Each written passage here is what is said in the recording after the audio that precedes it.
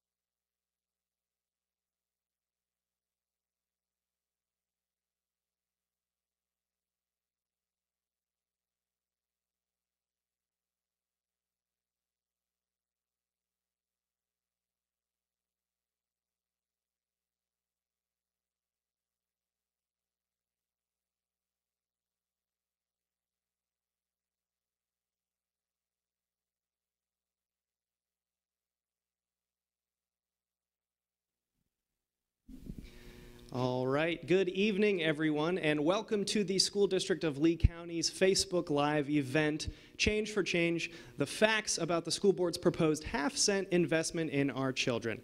I'm Adam Wright with Lee Schools TV, and joining me tonight, Superintendent Dr. Gregory Atkins and School Board Member Chris Patrica. Thank you for being here tonight. In just a moment, they will be going over the capital needs facing our district, the reason the school board chose to pursue a half-cent sales tax, and what the money raised would be spent on. And at the end of their presentation, we will be taking questions from you at home. So if you have any questions over the next hour or so, type them into the comment section right here on Facebook. We will relay those questions to these two right here, and they will do their best to answer them for you. All right, are you ready? Okay, again, thank you so much for taking the time out of your evening to join us, and we will begin tonight's presentation with a short video.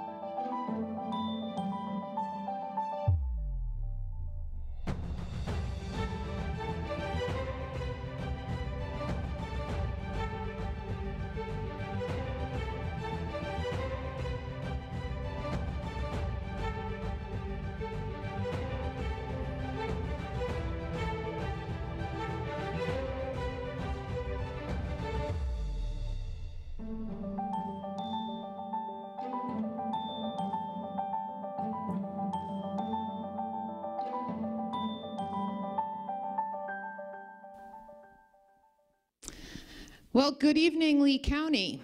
I'm happy that you tuned in tonight to learn more about this important initiative. We like to start our presentations with a history lesson. Let's go back to the year 1886. In 1886, this area right here, where the school district is located, was just a tiny little sliver of Monroe County. And there was one schoolhouse in Fort Myers. That one schoolhouse housed 59 students at that time. Unfortunately, that schoolhouse burned down. So kids were running around having a grand old time not going to school, and parents were very concerned that their children were not getting an education. So the principal got together with some community leaders, and they took the long trek down to Key West to ask Monroe County leaders for money for a new school. Unfortunately, Monroe County leaders said, no, we are not going to give you money for a new school. The principal and those community leaders were absolutely incensed to be rebuffed for something as basic and necessary as a school. So they continued to work together. They regrouped, and 1 year later, in the year 1887, Lee County was incorporated. Lee County was born out of a desire for quality education. Now fast forward to today. This school district and this school board have repeatedly gone to the state year after year after year, and we have asked for money to build schools. The state each year has said, no, we are not going to give you that money for those schools. At this point, I'm going to turn it over to Dr. Atkins, and he's going to take you through how we got here. So thank you very much.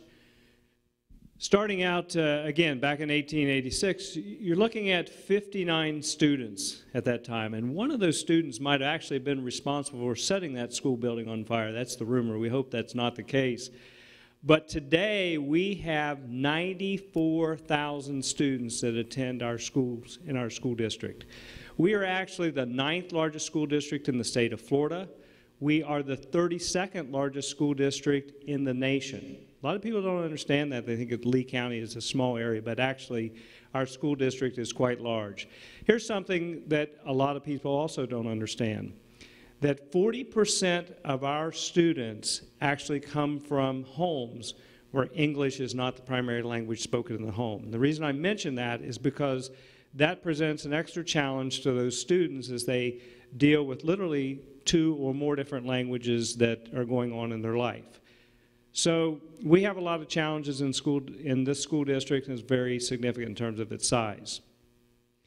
Now, what else is not known is that we are growing at an extremely rapid pace. Right now, and this is a pace that we've been growing at for a while now, 1,500 to 2,000 students every single year. 1,500 to 2,000 students every single year. Now, think about that for a second. Right now, most of us know that we are building a school in Bonita Springs. That high school is expected to be about 1,727 student stations when it's completed. So what we're looking at is a growth rate, 1,500 to 2,000. It's like one high school every single year that we need to keep up with the pace of growth in Lee County. Now, another thing about the school district of Lee County, we are one of the largest employers of the area. We have about 12,000 employees, and if you put in our substitute employees, our guest teachers, you're looking at another 2,000 employees, so anywhere from 12,000 to 14,000. So again, one of the largest employers in the area. And we're responsible for producing a high-quality education for our students.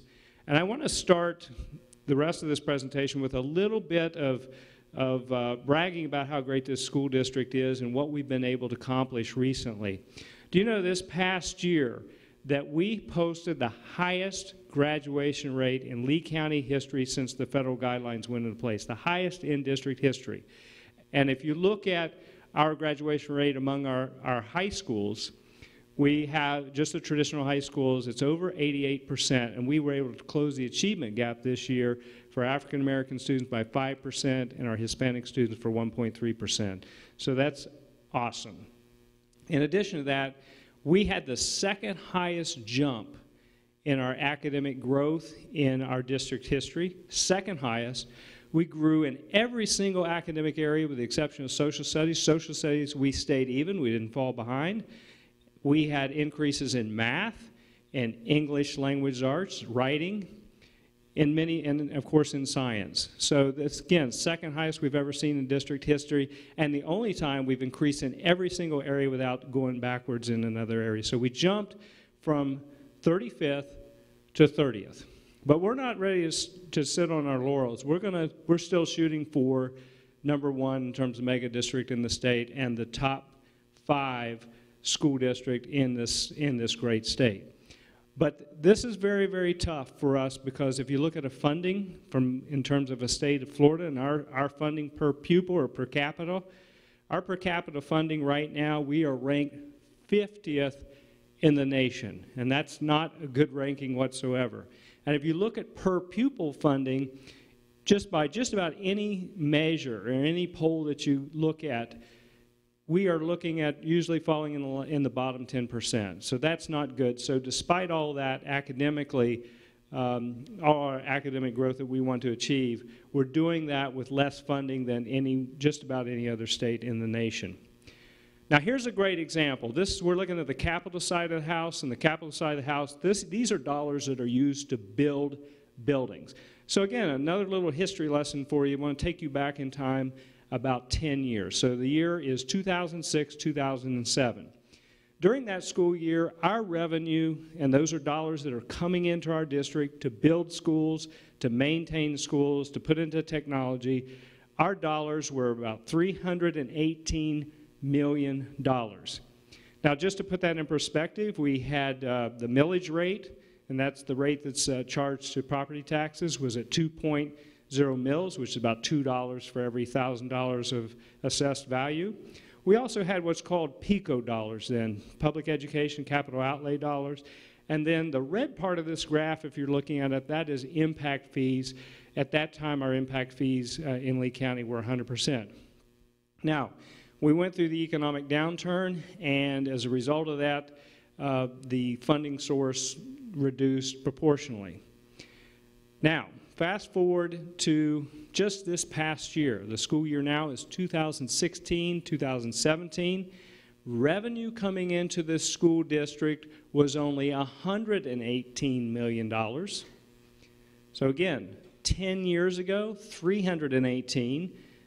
Last year, 118. That's a difference of $200 million. Not over 10 years, that's every single year. Now, if you look at things such as PICO dollars, they were significantly reduced. Impact fees were reduced down to 45%. But our other levied property that was reduced from 2.0 down to 1.5. All of that resulted in a dramatic $200 million impact to our district in terms of a deficit. Now look at the green line. The green line there shows student growth. Our students, as I showed you before, we're still growing at a rate about 1,500 to 2,000 students. So as we're growing as rapidly as we have ever grown, our funding to pay for school buildings, to pay for the infrastructure we need to support our students has been dramatically decreased. We have to do something to change this. Now, we do have to build schools. And obviously, if you're growing at a rate of 1,500 to 2,000 students, you've got to build.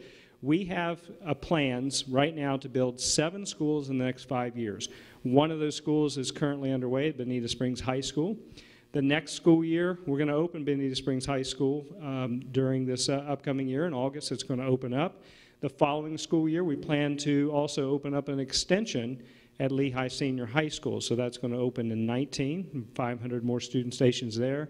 And then we're going to be opening another high school and then elementary and middle schools and so forth. So 7 new schools in the next 5 years, 2 rebuilds, and that 1 high school addition I mentioned at Lehigh Senior. So if we look at the next slide, it also speaks to something else that we have to fund in this district, and that is maintenance. Those capital dollars, that $118 million that we showed in that previous slide, you also have to think about capital that is used to maintain these buildings. These same buildings come out of that same budget. So 799 buildings right now in the school district, 300 and a little bit over 3,000 acres that have to be maintained. And if you think about the technology, and this is something that often we don't think much about, but our kids need this technology, and this is an information age where kids, a laptop computer is very commonplace. 118,000 computers that have to be maintained out of this budget.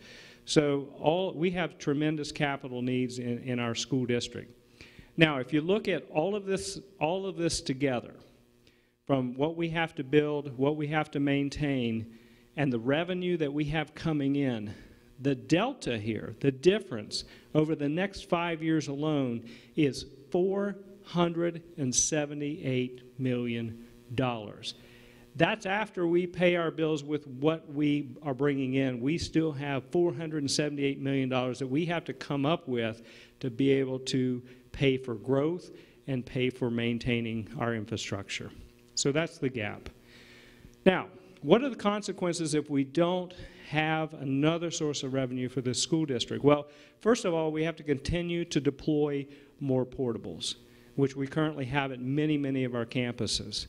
Portables are definitely not the best way to go. And one thing, a portable does not have a long life expectancy. It wears out very quickly. It has to be, in many cases, they have to be leased. They have to be set up at a cost. They have to be maintained and secured, and security for portable is more difficult than it is for a regular building. Also, if you're putting portables on a campus, that's for on a campus that wasn't originally designed for that many students. So it results in overcrowding cafeterias, overcrowding hallways, restrooms, and other ancillary facilities. So as an example, what we've had to do is do things like build outdoor cafes and things like that just to get by on some of our larger high schools to be able to take up or grow to the rate to where we can compensate for the number of students that we need. We also are going to have to borrow more money because we have to pay for those buildings somehow. Borrowing more money, not only is it not the most effective way to go about paying for a building, but it also increases our debt. And the troubling thing about this is by increasing our debt, these are dollars that are not necessarily going straight into Lee County. These are going to a bank. A lot of times it's a large bank from out of town. So those are dollars to pay that debt goes right out of Lee County to somewhere else. In addition to that, it kicks down that responsibility to our kids. Somebody has to pay that debt back. And it's going to be the very kids that we're educating, which isn't the responsible thing to do. Lastly, we have to make sacrifices, and some of this would be some of the things that our kids need in the classroom. For example, the up-to-date technology and equipment. One of the things that we're responsible for doing in the school district of Lee County is preparing tomorrow's workforce. And if tomorrow's workforce, our students are not working on equipment that is relevant to that workforce today, then we're not giving the skills that they need to go out there and work. And that means if you're talking about things such as, welders, you're talking about folks that are like mechanics that work on vehicles, or marine mechanics that work on marine motors or boat motors or things like that. Technology, you do computer-aided design or coding. You need to be working on equipment that is actually relevant. I tell this story when I was back in college and I was working on my science degree. One of the classes I took was a Fortran 4 class. Now, those of you that know computer language, Fortran 4 is a very old, antiquated language that's no longer used. And the frustrating thing was back when I was taking it in college, that language was already out of date in the industry. So I was learning a programming language that was no longer relevant. I was actually punching key punch cards and running them through a mainframe machine. Well, those machines were no longer used in the industry. So that skill that the university was teaching me at that time in the class that I was paying for was for something that I could not use anywhere else except to tell this story years later, We don't want to do that to our kids. We don't. We need these students to be working on technology and equipment that is relevant to the workforce today. So how do we use capital dollars? Capital dollars are not used for raises for administrators. They're not used for they're not used in the classroom for books and stuff like that. They're used for infrastructure, for building new schools, for rebuilding schools that need renovation, for making facility improvements, for improving technology for kids and enhancing programs. And finally, and I haven't talked about this yet, safety and security in our buildings. So, we all know about the recent tragedy on the other side of the state. And we are working very diligently in the school district of Lee County to improve safety and security in our buildings, such as making sure that every single school has a single point of entry, to making sure that every single school has the fencing and the gates and the technology that needs to stay safe. And that technology is evolving. We can actually now deploy technology that is adaptive technology that actually has the ability to proactively monitor student population, monitors campuses, and send warnings to administrators so they can react before there's a problem. So these are things that can make our students safer. By the way, just to give a little plug, if you go on our website and you look for a video on Bonita Springs High School, that's an example of that new high school where we've deployed some recent advancements in technology and also in construction that has made a real substantial improvement in the safety and security of our students. We can do that in all of our buildings if we have the dollars necessary to do that. Now, having said that, I want to turn it over to my colleague, Chris Patrica, for the rest of the presentation. Thank you. Thank you. So I think Dr. Atkins did a fantastic job of defining the problem and how we got here. And I'm going to talk to you about the solution that this school board and this school district has arrived at. We have decided to put a half-penny sales tax referendum on the ballot for November 6th. The reason why we chose that is because the average family in Lee County makes about $50,300 per year. That information is according to the most recent census data available to us. That family of four making about $50,000 per year will pay a total of $64 per year for this tax. That's less than 18 cents per day. Who in the audience is willing to pay 18 cents per day to pay for schools for children? The tax is not assessed on necessities like food and medication and gasoline, and the tax only applies to the first $5,000 of a major purchase. So if you're going to buy a car, You will only pay the tax on the first $5,000 of that purchase for a maximum $25 on any major purchase. Now, we looked at all of our options. The first option, or the first thing that we looked at was impact fees, and we realized that impact fees would only bring in about an additional $8 million per year. You remember when Dr. Atkins was going through that slide that showed our decrease in funding? The little red bar at the top, that was impact fees. Impact fees will not solve our problem. So then we looked at a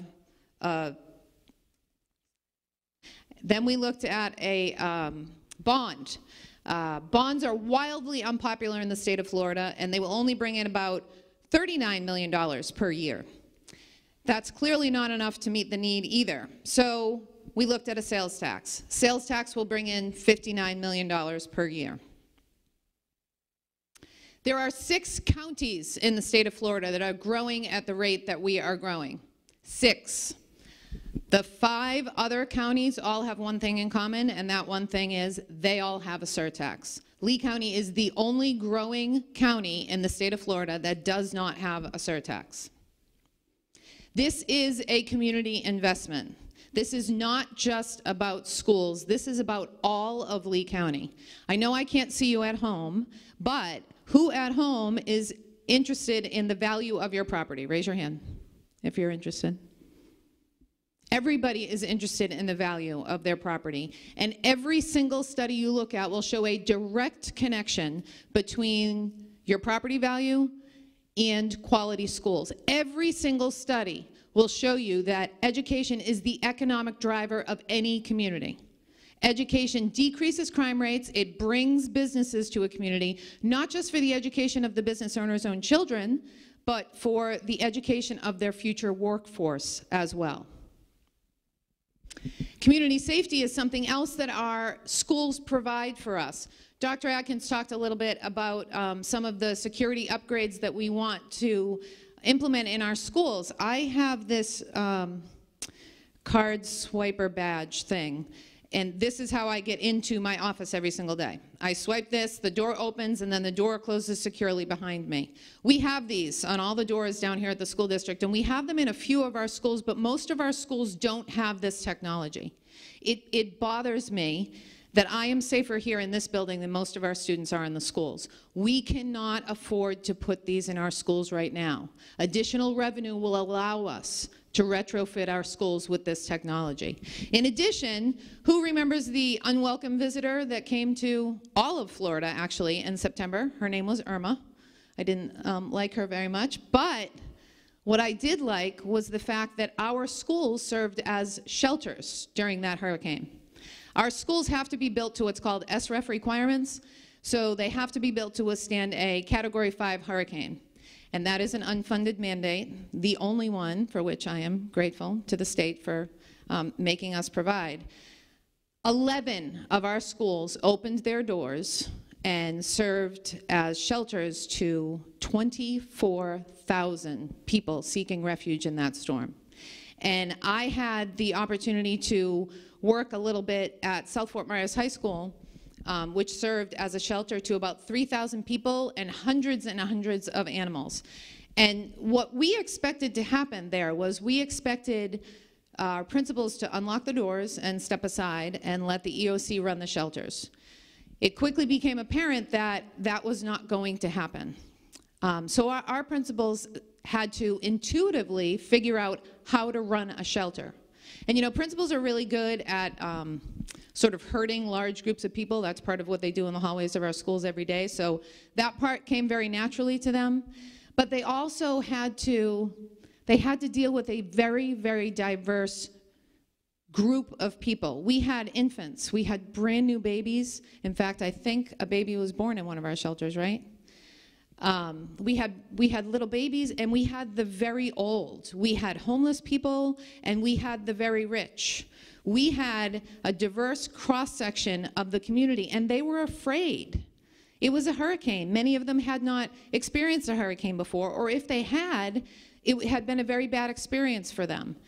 So they were afraid, and the principal at that school, who generally is very, very high energy, got onto the PA system and very calmly made announcements in both English and Spanish. He had the intuition to know that he should do it in English and Spanish, and he calmed everybody.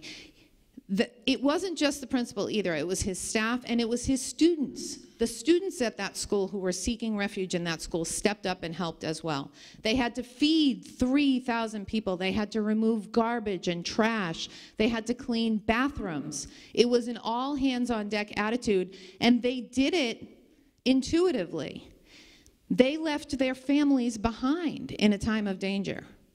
They left their own homes behind in a time of danger, and they served their community, not because they had to, but it's because it's who they are. In their hearts, this is who these people are. And for me, the experience was life-changing in the sense that I got to see who the people that work for the school district of Lee County really are, and I'm humbled to be associated with them in any way.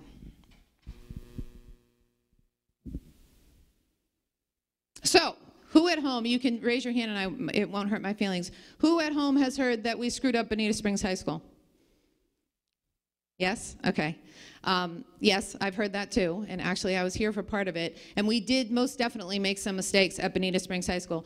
I'm going to tell you from a board member's perspective what happened, but in order to do that, we have to take another little history lesson, or give another little history lesson.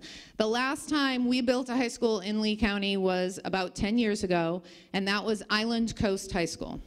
Island Coast High School was $22 million over budget. Did you know that? Did you know that Island Coast was $22 million over? You probably didn't, because at that time you did not have a school board and a superintendent who were committed to transparency. If you Google Island Coast High School, you're not going to find any flashy news stories talking about how far it was over budget, because it wasn't brought to the public's attention by the district and by the school board. Also, 10 years ago, Dr. Adkins and his chiefs, the people who work most closely with him, had nothing to do with Island Coast High School. They were not involved in the departments associated with building high schools at that time. That just wasn't their job in the district. So the superintendent and his cabinet had absolutely no reason to know that that high school was over budget, or that we had any process problems in terms of constructing schools. So fast forward to today. The superintendent found out on a Thursday that Bonita Springs High School was over budget.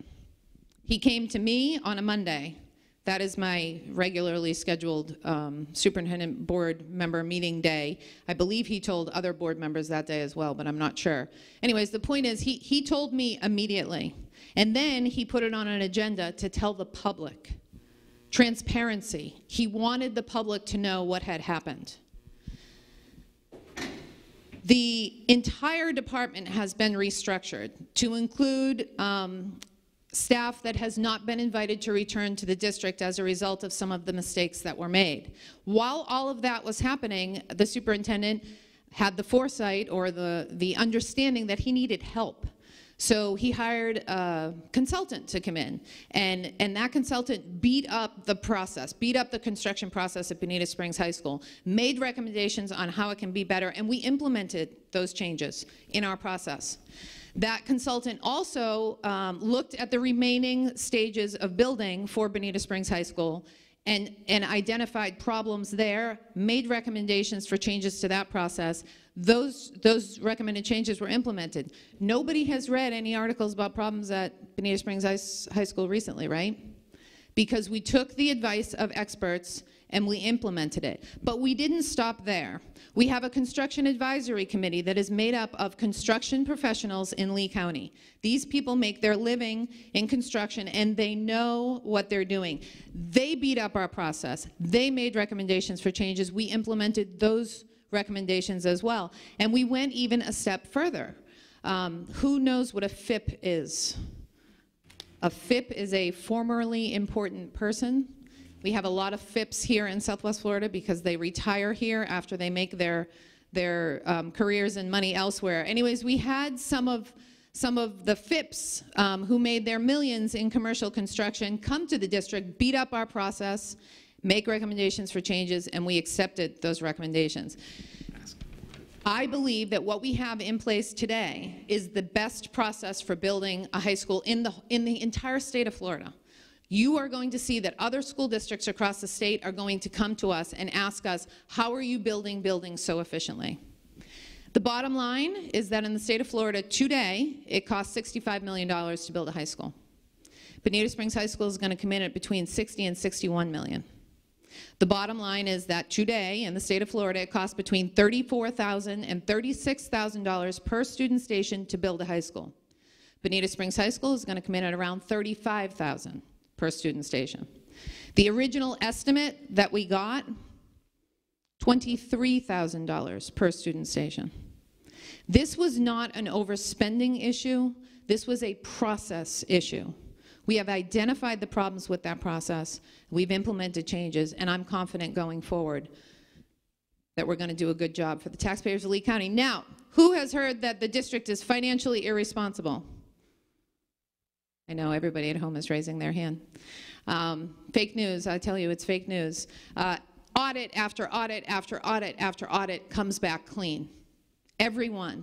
We have found, well, let me mention something else. I know we're talking about capital tonight, but I want you to understand that we are also conducting an efficiency audit on the operations side of the house.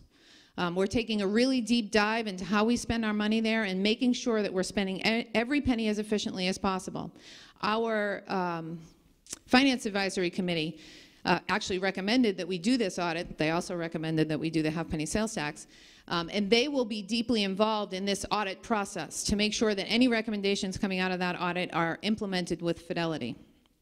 Now, the school district, even before the audit, has taken steps to be more financially responsible. We have cut costs wherever we can identify the ability to do so. For instance, this year, just this school year alone, we have saved $1.7 million in transportation. How have we done that? We have eliminated bus routes. Even though we're growing, number of students we're transporting is higher, we've been able to eliminate bus routes while decreasing ride times. We have a new executive director in charge of transportation. He's thinking outside the box and he's finding efficiencies in that system. He has also implemented a new min-max inventory system, which leads to further savings. We have brought some services that we used to contract out, we've brought them in-house. So maintenance is doing things now in-house that they didn't necessarily do before. For example, it used to cost us over $800,000 to paint a school, and the man down in maintenance who's in charge of painting, his name is Mike Scott. I think that's funny because he's not the sheriff, but his name is Mike Scott. Anyways, he's very proud of the fact that he's brought that service in-house, and now it costs us about $80,000 to paint a school. Significant savings there. $35 million in savings have been found in interest over the past 5 years by refinancing bonds. And the next slide to me is the most exciting slide because we are doing something that school districts typically don't do. Most school districts bring in tax dollars and they spend them, right? That's it. We take in money and we spend it. But the Lee County School District is actually generating revenue on its own. We have generated more than $600,000 by selling buses and equipment that's no longer useful to us. We've generated more than $500,000 by renting our facilities and cell phone towers. We've generated about $114,000 in naming rights on our auditoriums and our gymnasiums and our football fields, football stadiums. And we have several more in line. We have several more naming rights initiatives that are about to be approved. And I want to say we've generated about $18,000 in revenue by advertising on our website.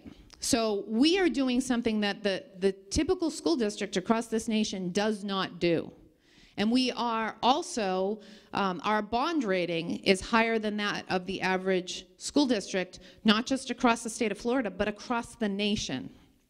So we are doing everything we can to be as financially responsible as possible. Now, Let's go back to our history lesson, right? Principal and community leaders got together with ordinary folks, and they decided enough is enough. We need money for our schools. Enough is enough. So I'm inviting you at home to join us in this effort to educate the public, to educate Lee County about the need for additional revenue for our children, for our schools, and for our entire community. If you want more information about what we've talked about today, the facts are listed on the Change for Change website, which you can see in front of you right now.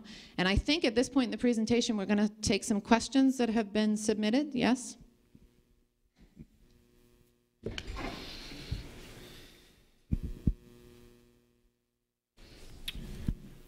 Okay.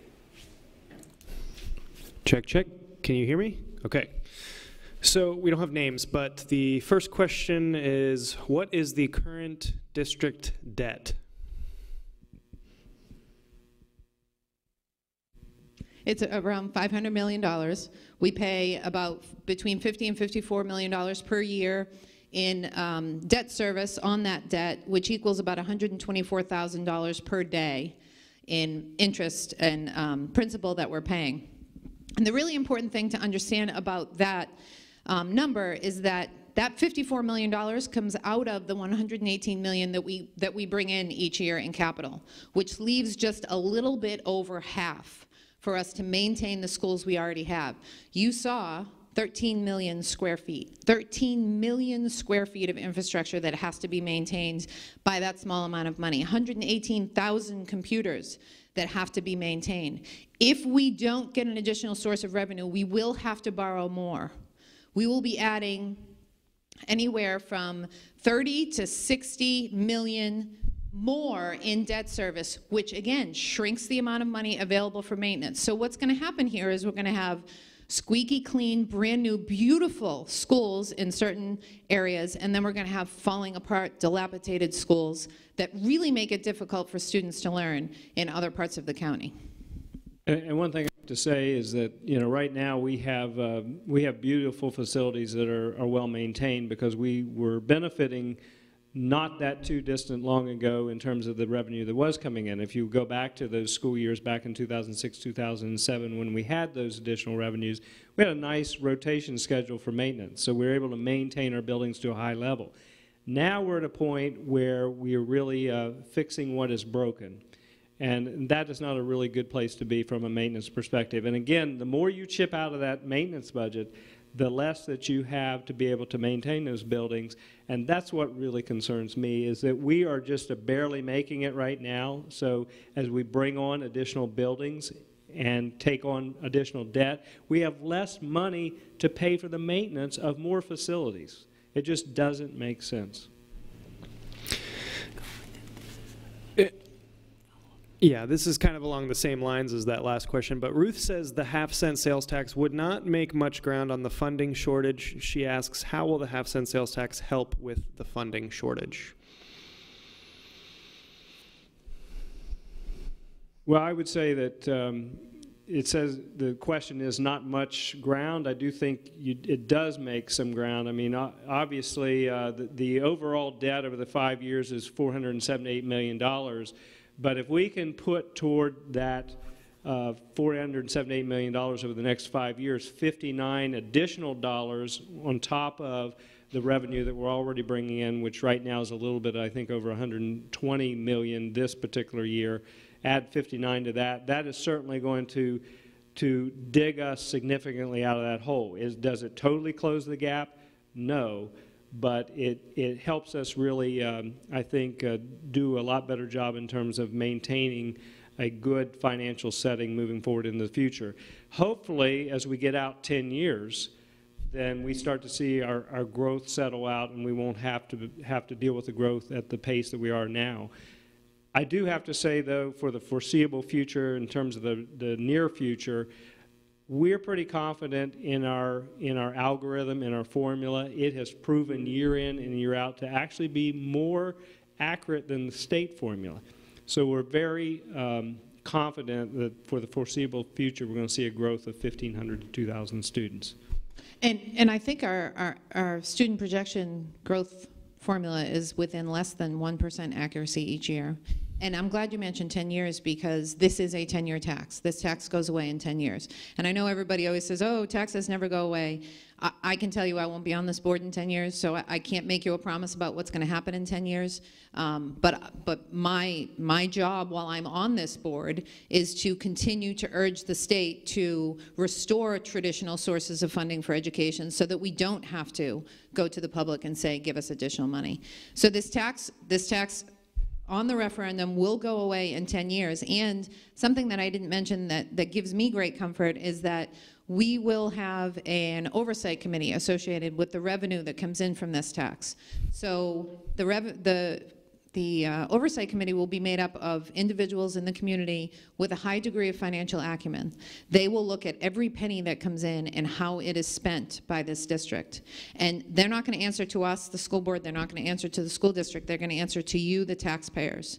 And you will see how the money is spent. And you can decide in 10 years whether you think it's a good idea to renew it or not. Okay, the next viewer simply asks, where's all the lottery money?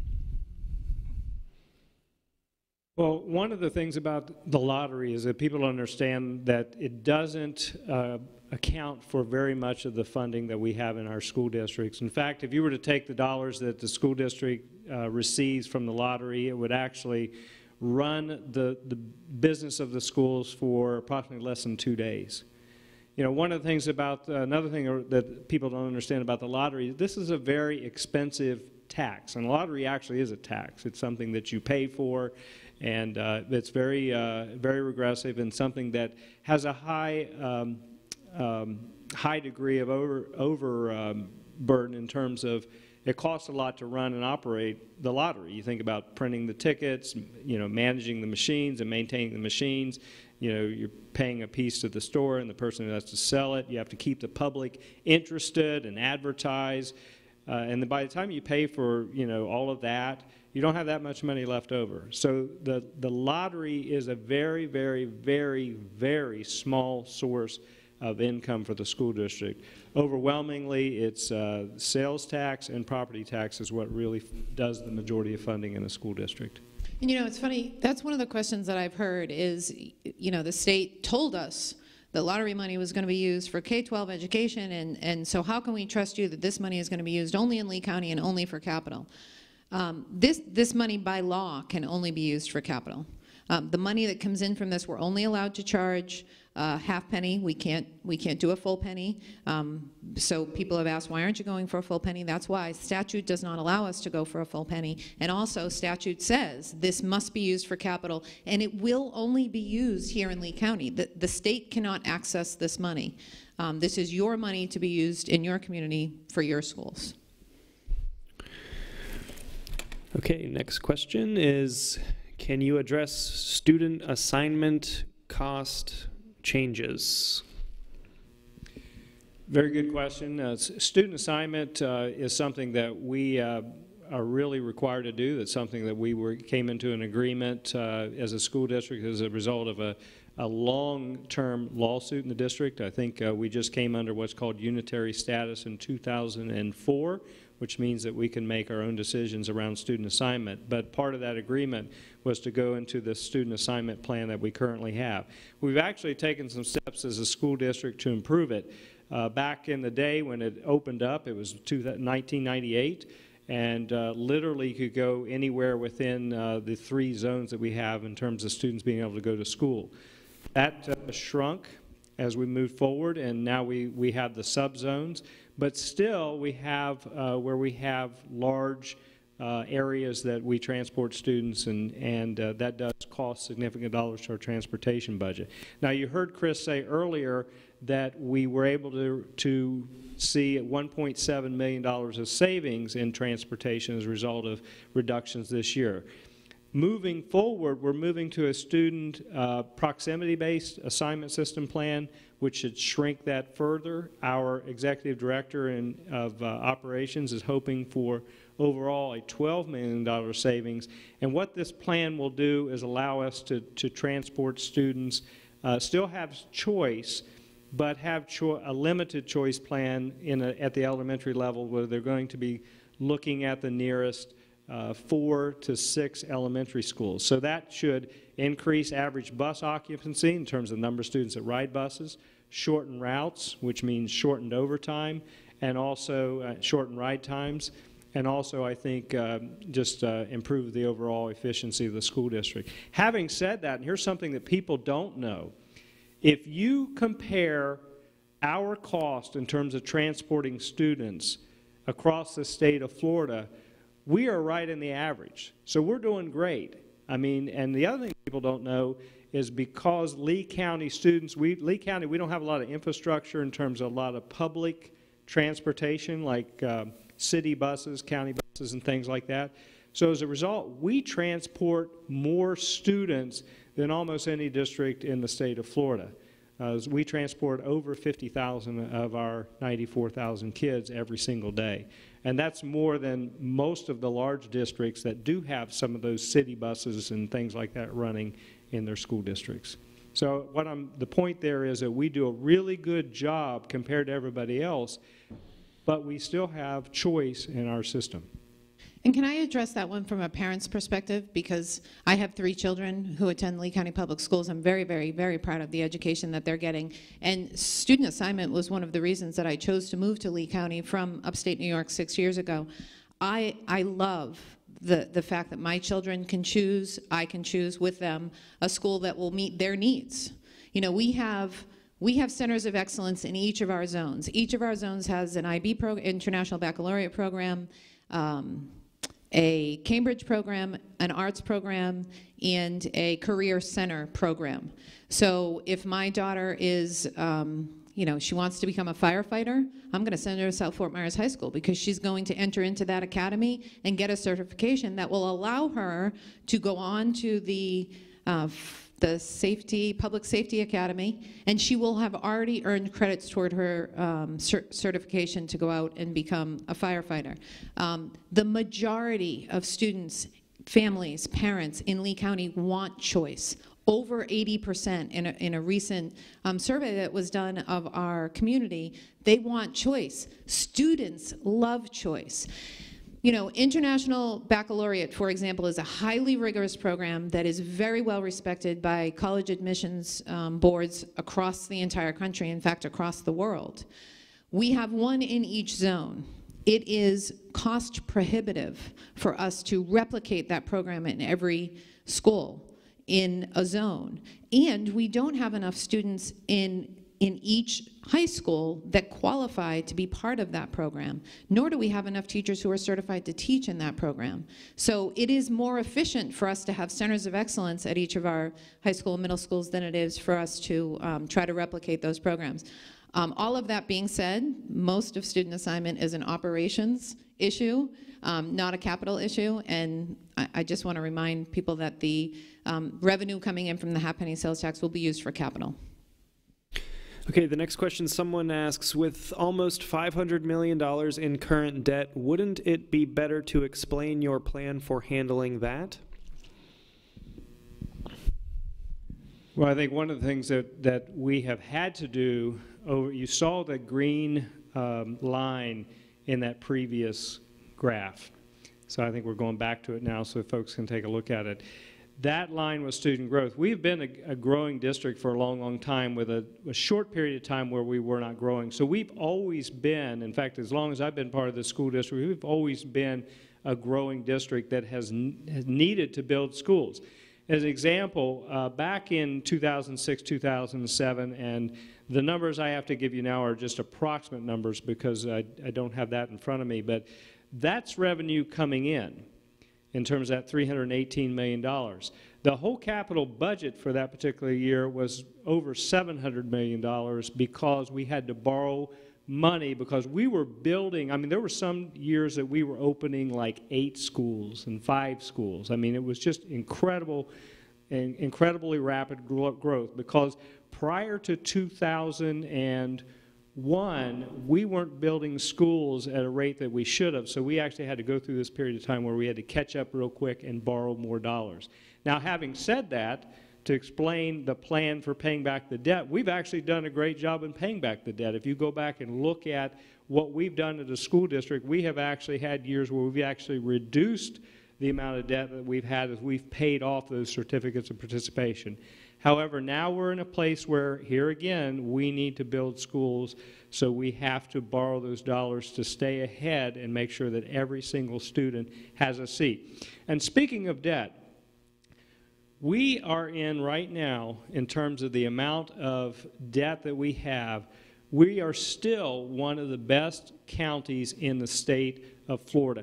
Most of those, you saw those growing districts that were up there before, they are carrying way more debt than we are. And they have a half-penny sales tax, or they have some other form of revenue, and they still have more dollars that they have borrowed. They've used more of their capital dollars that they use to pay debt than the school district of Lee County. So I think that if you compare us to other districts across the state and even the nation in terms of our debt, that's why we have a better rating than most, because we have managed our money a little bit more effectively. But we're growing faster than most, and we're going to need to keep pace, which right now means that we're going to have to borrow the dollars to do that. And when you talk about debt, I think you're talking about financial responsibility and to me, fiscal conservatism. So we do have a bond rating that is higher than the average district across the entire country, which allows us to borrow at lower rates. But the more we have to borrow, the more that impacts our bond rating, which will drive interest rates up for us. We're at a critical juncture in terms of our ability to borrow and our ability to borrow at low interest rates. In addition to that, we're seeing that interest rates are going to rise, likely 4 times over the next 4 years, which will add more cost to the debt. The really ironic thing about this for me, just as an individual and as a school board member, is that I left upstate New York about 6 years ago because taxes were on the rise, my property values were decreasing, and the public school system was failing my children. So I told you one of the reasons I chose Lee County was student assignment. The other reason I chose Lee County is because we have never, here in Lee County, in our history, exercised our option for an additional surtax. And now I stand in front of you educating you about the need for a surtax in Lee County. It's ironic, but this is the fiscally conservative way to fund schools. Right now, we are not providing for the infrastructure necessary to keep up with growth. You know, when new people move to an area, you have to build roads. Well, schools are infrastructure. Government should spend money on 2 things. Those 2 things are safety and security and infrastructure. This is what government should be doing. Okay, I know you already brought up some changes made to bus routes. This person wants to know, have you thought about FedEx or UPS retired vice president in charge of transportation department to review and make recommendations to make buses more efficient and save money? Well, I would say that anytime we get recommendations from that, if we have a member of the community that has that type of experience, we invite those people in and have conversations with them if they're willing to do that. So if people in our viewing audience today know of people that have that type of experience, that's one of the ways we were able to improve our current construction process, because we've invited those types in to beat up our process so that we could make improvements. And we are perfectly willing to do that when it comes to transportation. Robert Cody, I'm sure, would love to hear the ideas of others. So, you know, we would absolutely be open to that. So if people know of people who might be able to provide us information, that would be great, and I would encourage those people to send me those names, or encourage those people to reach out to us. We would be happy to hear their thoughts. And it's funny you said Robert Cody, because he actually gave a presentation to our Finance Advisory Committee where that very question came up. It wasn't the exact same question, but it was, why don't we only take right turns the way FedEx does? And Robert knew the answer. He had already looked into it. So the geography of Lee County presents unique challenges, as you know. In Cape Coral, for example, we have more canals than exist in Venice, Italy. And that makes a right turn only transportation system impossible. When you look at FedEx and you look at their efficiencies, those are nationwide averages, but there are areas of the country where that right turn only thing does not work. And Robert has determined that here in Lee County, it would not work. You know, when you look at the challenges that we have here in Lee County, in addition to the canals that Chris mentioned, which does make transportation over, particularly in the west zone, extremely challenging, we also have a river that runs literally right through the county. That is also difficult because you have just a few bridges that actually cross that river, so it makes transportation, you know, to different schools in our community that much more challenging. Just an example, try to come over here from Cape Coral in the morning and think about trying to arrive on time every single day to a school if you're making that bridge crossing. Additionally, you're looking at Lee County is a tourist destination, and it is one of the largest tourist destinations in Florida. I think the fourth largest in terms of growth. So what happens during that period of time? We have crowding on our roads, which increases the ride time for our students, which increases the fuel consumption. It increases the amount that we're paying our dollars to our drivers and overtime and so forth. It increases our costs. So we have challenges that a lot of other school districts across the nation and even in the state of Florida just simply don't have because of the amount of folks that come here to enjoy our wonderful climate. And we have worked with the county, too, for timing of lights, right? Right. The county has been a great partner. They have shared with us some of their, their transportation information, I believe their GIS system, so we work collaboratively to try to improve our routes. Their lights, as you mentioned, they have worked with us because if you get the lights right, then that improves traffic flow. And so during key times of the day where buses need to get to buildings, they can help us improve efficiency. Okay, next question. Why not have suggestion boxes in the schools for teachers and students, I guess so they can give you suggestions on how to save money? I know that we have had that in some places, but we can certainly look at doing something like that in the near future. As also using technology, we could probably have that in terms of a have it as a district resource as well. And don't you need to replace some very old schools? Yes, we do. You saw in our presentation we have 2 schools that we really are looking at replacing, and we have others that are also slated to be on that list. I mean, if you think about Cypress Lake High School, or Cypress Lake Middle School, not the high school, the middle school is one that is certainly one that is of need. Franklin Park is one that is also in need, and there are others like Tropic Isles is another school that's rather antiquated. So to answer that question, yes, we have 2 school rebuilds that we would like to do in the next 5 years. So we also have a video, right, on the Lee Schools TV showing some of the infrastructure needs in those schools. I believe when I watched that video, I was stunned to see that one of the gymnasiums actually floods when it rains. And it rains all the time in Florida, so. Right. Yeah, I believe that was Franklin Park. That's all the questions we have. Is there anything else you wanted to say before we concluded? Well, can I address a question that's come up quite frequently that wasn't raised tonight? People are wondering, is the district using taxpayer dollars to promote this tax? And the answer is absolutely not. We are not using taxpayer dollars. We are educating the public on the need for sure, but a political action committee has formed outside the district, and they are actually going to run a campaign to try to, like a typical campaign like what you would think of with lawn signs and advertisements and that kind of thing. But that is not taxpayer dollars. That will be funded by community leaders, like the story in 1886. It will be funded by community leaders who have gotten together and realized this need, and they are donating lots and lots and lots of money to the Political Action Committee so that they can carry this campaign forward. And I think finally, the education of our children is a community issue, and I think we owe it to our children to provide our children with the best education that we possibly can. And so, I think it's also what we owe our children is to be informed. And so I really appreciate the time that people did take, those that stuck it out and have watched this entire presentation, because I think regardless of where you fall down on any issue, it's important to be an informed advocate for information, and that's what, so again, I appreciate people tuning in for that very reason, you know, because this gives us an opportunity to give you all the information. We are transparent. If you go to our website and you want to look at our budgets are posted on the website. If you want to look at our audits, that's something that we're going to be posting in the very near future, so you will have the audits. We want our community to be informed about the issues, and I think we owe that to our children.